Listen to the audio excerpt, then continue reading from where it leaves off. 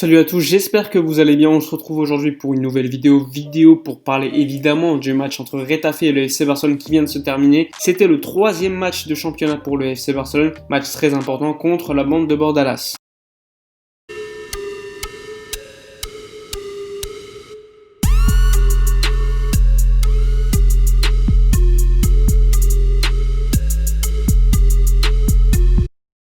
Avant de commencer la vidéo, je voulais quand même vous parler de mon partenaire qui m'a envoyé des maillots du Barça. Comme vous allez le voir à l'écran, j'ai pu choisir des maillots assez anciens, des nouveaux maillots également. Et pour être honnête, je suis très surpris de la bonne qualité de ces maillots. J'ai pris évidemment celui de Ronaldo qui date de 97, j'ai pris celui de Xavi en 2008, j'ai également pris celui de Lionel Messi de cette saison, ainsi que celui de Frenkie de Jong, le noir et doré. Comme vous pouvez le voir, ils sont magnifiques. Et donc si vous voulez également ce type de maillot, des maillots encore plus anciens ou encore tout simplement les nouveaux maillots, je vous conseille vivement d'aller sur le site que je vais mettre en description et vous pourrez même bénéficier d'un code promo de moins 15% avec le code promo Barça. De toute façon, toutes les informations elles sont dans la description. Si vous avez des questions, je suis disponible pour en parler sur Instagram. C'est des maillots pas chers, de bonne qualité, alors on se fait plaisir. Alors comme d'habitude, avant de parler du match en lui-même, on va revenir sur certaines informations très importantes. Koeman, avant le match, lors de sa conférence de presse, a remis les points sur les i avec Antoine Griezmann en lui expliquant que c'était lui qui dirigeait, c'était lui qui décidait le meilleur pour l'équipe.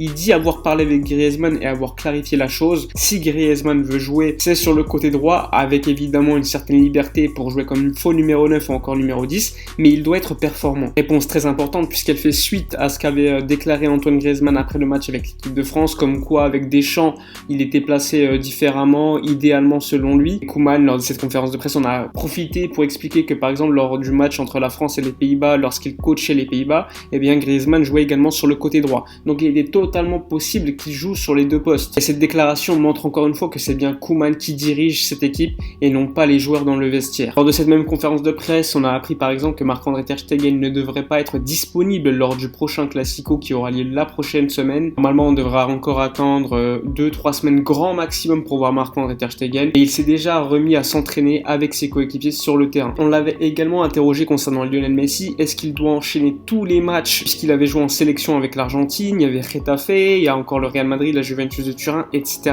Donc un gros calendrier à venir. Koeman évidemment a rassuré tout le monde en expliquant que Lionel Messi était un joueur qui savait très bien se gérer et que si Messi se sentait fatigué, évidemment il en discuterait avec Koeman, donc il y aurait une décision qui serait prise de manière conjointe. De toute façon, Lionel Messi c'est un joueur assez expérimenté qui connaît très bien son corps, donc il n'y aurait pas de problème de ce côté-là. Autre information qu'il y a eu également depuis quelques jours, on savait que les joueurs du Barça avaient reçu une proposition de baisse de salaire de 30% de la part du club. Les joueurs pour l'instant ont refusé cette baisse en expliquant que cette direction s'est mal comportée avec eux. Ils ne sont pas contre de baisser leur salaire, mais ils considèrent que la manière dont sont négociées cette baisse de salaire est très mal faite encore une fois par cette direction. Donc on va suivre encore une fois ce dossier, c'est très important puisqu'on est en époque de Covid-19, donc les finances des clubs de manière générale sont assez en difficulté. Évidemment, baisser le salaire des joueurs de manière générale, ça ferait du bien au club. Enfin bref, on va parler maintenant du match. Il y a eu la convocation d'équipe qui est sortie hier soir. Comme vous pouvez le voir, finalement, Junior Firpo était bien présent. Les absences notamment d'Umtiti et Marc-André Ter Stegen sont pas une surprise aujourd'hui. Jordi Alba également, puisqu'il est blessé. Normalement, il devrait être de retour d'ici une semaine. Et évidemment, l'absence de Konrad de la Fuente qui a été convoqué avec le Barça B. Enfin bref, on va maintenant parler du 11 qui a été mis en place pour ce match de la part de Koeman ainsi que le 11 choisi pour Retafe par Bordalas. Et ensuite, comme d'habitude, je vais décrypter mi-temps par mi-temps le match qui s'est déroulé. Alors tout d'abord concernant le 11. Alors au but, Neto sans surprise, en défense centrale Clément Lenglet qui va accompagner Gérard Piqué, donc on n'était pas très étonné sur ce point-là. Après, petit changement avec Serginho Dest placé à gauche, puisque Jordi Alba est absent et Junior Firpo il revient de blessure, donc c'était un peu trop tôt pour le lancer comme titulaire. À droite, donc sans surprise, Sergi Roberto au milieu de terrain, Sergio Busquets, Frenkie de Jong, puisque Pjanic s'est entraîné qu'une seule fois avec ses coéquipiers cette semaine, donc ça me choquait pas personnellement. On aurait pu pourquoi pas voir un autre jeune comme Riqui Puig, mais bon, Koeman a cherché la sécurité. Ensuite, en numéro 10, Pedri. Alors Pedri en numéro 10, on l'a vu souvent rentrer lors des fins de match. Là, il remplace Coutinho. Ensuite, à gauche, Ousmane Dembélé, pour la première fois titulaire avec Ronald Koeman. Ensuite, à droite, Antoine Griezmann et dans l'axe, Lionel Messi. Donc un 11 avec quelques rotations, notamment notamment l'absence d'Ansu Fati ainsi que Coutinho. Personnellement, quand je vois le 11, ça me plaît plutôt bien, même si j'aurais préféré personnellement voir Serginho Dest à droite, et donc pourquoi pas mettre Junior Firpo à gauche, mais comme il revient d'une blessure, il a dû faire 1 ou 2 entraînements avec l'équipe, donc c'était trop léger. Donc personnellement, je comprends la logique de Ronald Koeman concernant les latéraux. Ensuite, le reste du 11 me paraît plutôt logique et cohérent. Ousmane Dembélé qui rentre à la place d'Ansu Fati, qui a enchaîné avec la sélection espagnole. Tu as Trincao qui est absent pour l'instant, enfin qui a débuté sur le banc, puisque logiquement il a eu qu'un entraînement avec l'équipe cette semaine comme Pjanic. Donc personnellement, en voyant le 11 sur le papier, j'étais pas choqué. Maintenant qu'on a dit ça, on va maintenant évidemment commencer par parler de la première mi-temps. Alors concernant la première mi-temps, comme d'habitude, on a vu un Getafe très agressif avec le FC Barcelone, il y a eu énormément de fautes. Évidemment un gros pressing qui a empêché le Barça d'installer son jeu. Le Barça a néanmoins eu quelques occasions, notamment une occasion de Griezmann à la 30e minute où il croque totalement la magnifique passe décisive de Pedri. Et encore une fois, on peut se demander si titulariser Griezmann a été un bon choix de la part de Koeman. Je sais qu'il essaie de le récupérer, mais encore une fois, on voit que Griezmann devant le but, c'est pas du tout ça. En plus de cela, cette fois-ci, il n'y a pas l'excuse comme quoi il jouait à droite, puisqu'on a vu en première mi-temps le voir jouer comme étant dans l'axe. Lionel Messi alternant comme ailier droit et également comme joueur assez libre. Encore une fois, on a vu très peu Griezmann, que ce soit avec le ballon et sans le ballon. Pareil pour Ousmane Dembélé qui a perdu une quantité de ballons astronomique. À chaque fois qu'on lui donnait le ballon, eh bien il la perdait. Il y a juste une fois où il ne l'a pas perdu, il a mis une passe à Pedri, qu'il a ensuite mis dans l'intervalle pour Antoine Griezmann qui a totalement manqué le but de Getafe. Donc là, c'était sûrement la plus grosse occasion de la première mi-temps. On a vraiment pu voir très peu de tirs en première mi-temps, que ce soit de la part de Getafe ou encore du FC Barcelone. Pour moi, le meilleur joueur de la première mi-temps, tout simplement, c'est Frenkie de Jong. On le voit clairement récupérer énormément de ballons et à chaque fois c'est lui qui prend le ballon pour relancer parce qu'il y a un pressing très intéressant de Getafe. Et pour moi ce soir en première mi-temps c'était vraiment un Frenkie de Jong taille patron. L'autre joueur qui m'a plutôt plu en première mi-temps c'est Pedri. Alors oui, il a que 17 ans, physiquement c'est encore difficile pour lui sans ballon, mais on voit clairement que c'est un joueur très intelligent qui est capable de créer des actions venues de nulle part. Et encore une fois ce soir c'est lui qui crée la plus grosse occasion pour les FC Barcelone. Concernant Lionel Messi, on a vu un Messi plutôt intéressant selon moi. Il y a eu une grosse faute de la part de Nyom, même pas de carton jaune, ça m'a plutôt étonné. Gros coup de coude, pas de jaune, pas de rouge, alors que je me rappelle de certains matchs où Clément Lenglet avait pris un carton rouge pour un coup de coude comme ça. Là c'est quand même encore une fois très étonnant de la part de l'arbitre, surtout qu'il a donné un carton jaune à Gérard Piqué un peu plus tôt dans le match sur un coup de coude qui n'était pas vraiment un coup de coude. Enfin bref, l'arbitrage selon moi en première mi-temps, il n'a pas réussi à tenir le match. Clairement Getafe est venu avec des intentions de casser le jeu du FC Barcelone tout simplement. C'était du catch pour moi en première mi-temps, il n'y a pas eu énormément d'action, que ce soit de la part de Getafe. Par une seule fois où ils ont une action, c'est sur une perte de balle de Griezmann. Mais sinon, globalement, Getafe, au niveau du jeu, ça n'a pas été ça en première mi-temps. Sinon, concernant les autres joueurs du FC Barcelone, j'ai vu une défense centrale plutôt solide, encore une fois. J'ai vu un Serginho Dest faire quelques dribbles sur son côté gauche, alors qu'à la base, c'est un joueur qui joue sur le côté droit.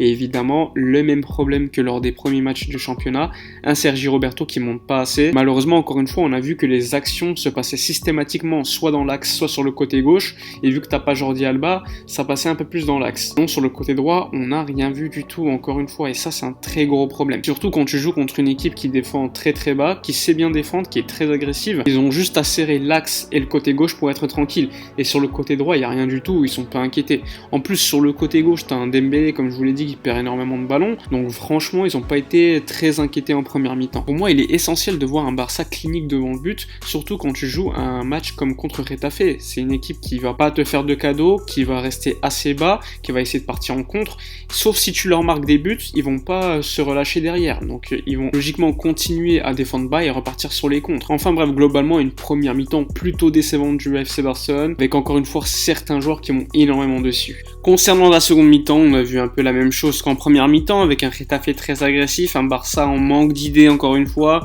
Frenkie de Jong, qui était le meilleur selon moi en première mi-temps, a provoqué un penalty. Alors penalty ou pas, je sais pas. Sur les images, franchement, j'ai énormément de doutes. Il y a peut-être un contact, je suis pas sûr personnellement. Dites en nos commentaires ce que vous en pensez. Mais l'arbitre n'a pas hésité à siffler le penalty assez rapidement. Ensuite, il y a eu quelques actions où il pourrait y avoir un penalty du côté du Barça, notamment sur Ansu Fati qui est rentré. Finalement, l'arbitre n'a rien sifflé du tout, alors que franchement, pour moi, il y a au moins un penalty qui est valable sur Ansu Fati. Ensuite, il a fallu quand même attendre la 72e minute pour qu'il y ait un carton jaune pour Nyom après 10 fautes effectuées dans le match. Évidemment, s'il avait pris un carton jaune en première mi-temps sur la faute de Lionel Messi, il n'aurait pas défendu pareil lors de la seconde mi-temps, donc ça a changé énormément de choses, surtout qu'on attaquait surtout sur son côté. Sinon, il y a eu le penalty, comme je vous l'ai dit, qui a été provoqué par De Jong, qui a été transformé par Getafe, qui a mené donc 1-0 à domicile pour eux. Ensuite, ils ont continué à pratiquer le football qu'on connaît, c'est-à-dire un football dégueulasse. Après, évidemment, ça n'engage que moi, mais gagner du temps toutes les 10 secondes par terre alors qu'il n'y a rien du tout, par exemple, je trouve ça assez insupportable. Après, évidemment, le match du FC Barcelone n'a pas été bon du tout. Il y a clairement un manque d'idées. Et évidemment, les choix de Koeman ont été catastrophiques selon moi. On voit un Riqui Puig qui entre à la fin de match alors qu'il aurait dû rentrer beaucoup plus tôt. Un Griezmann qui sort son mob beaucoup trop tard. C'est Pedri qui est sacrifié au début. Enfin bref, on voit clairement les problèmes du FC Barcelone. Alors certes, lors des 2 premiers matchs, le Barça avait très bien répondu. Ensuite, on avait quand même constaté les problèmes du Barça contre le FC Séville. Et ce soir, bis repetita, avec encore une fois des problèmes lorsque le Barça fait face à une équipe qui est très bonne au niveau du pressing, qui est très agressive, qui est bien organisée au niveau défensif. Encore une fois, ce soir, on n'a pas vu Lionel Messi. Coutinho qui est rentré, il n'a pas énormément apporté de choses. Un Busquets qui a perdu énormément de ballons.